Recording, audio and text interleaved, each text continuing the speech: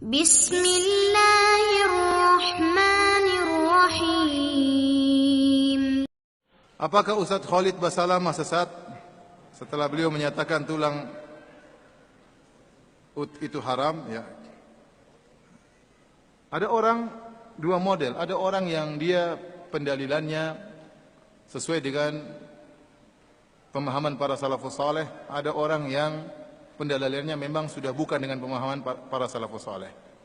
Dua orang ini kita mensikapinya kalau dia bersalah maka berbeda.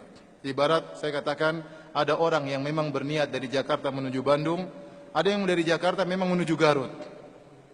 Jika orang memang sejak awal dia berpemahaman dengan pemahaman salafus saleh, kemudian dia ada salah-salahnya, maka tetap dikatakan dia adalah berpemahaman salafus saleh.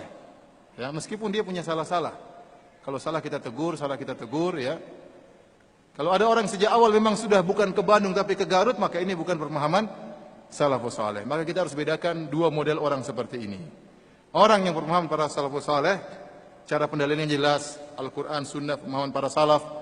Beda dengan orang yang asal dia nafsir misalnya tanpa pemahaman para salafus saleh. Maka yang ini kita tinggalkan, yang ini kita ikuti. Ya. Kalau dia punya salah, maka alhamdulillah ada ustadz yang lain yang menegur. Ya. Setahu saya Ustadz Khalid Basalamah, ya, hafizahullah taala, memang kesalahan-kesalahannya ada beberapa dan saya sudah tegur langsung beberapa. Termasuk masalah tulang sudah saya tegur sekitar bulan lalu. 2 bulan lalu atau 2 bulan lalu. Dan dia sudah hapuskan, tapi mungkin sudah terlanjur di apa?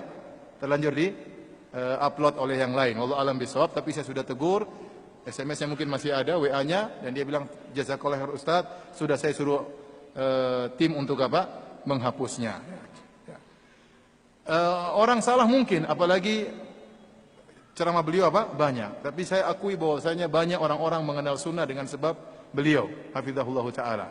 Ya, adapun kesalahan-kesalahan beliau, ya, tentunya menjadi pelajaran bagi beliau untuk lebih hati-hati. Ya. Lebih hati-hati. Alhamdulillah, antum mengaji jangan satu ustadz saja. Ya. Ustadz yang satu tidak ada yang maksum, dia juga salah bahkan meskipun mungkin salah berulang-ulang dan beberapa kali dia klarifikasi, alhamdulillah dia mau klarifikasi, saya rasa itu kebaikan, ya. Dan bukan berarti harus ditinggalkan, ya. Ya kita menimbang orang melihat kebaikannya, kalau kekurangannya cuma sedikit, kebaikannya lebih banyak, maka dia masih pantas untuk kita ambil ilmu darinya. Dengan antum mengaji dengan banyak ustadz, kalau ada timbul keraguan antum bisa tanya sama ustadz yang lain. Ustaz saya kok ragu, ya. Ya timbulnya seperti itu. Ada orang ngaji sama beliau, kemudian ragu, Ustaz kok ada fatwa seperti ini? Akhirnya tanya sama saya telepon, Ustaz itu salah. Dia tegur.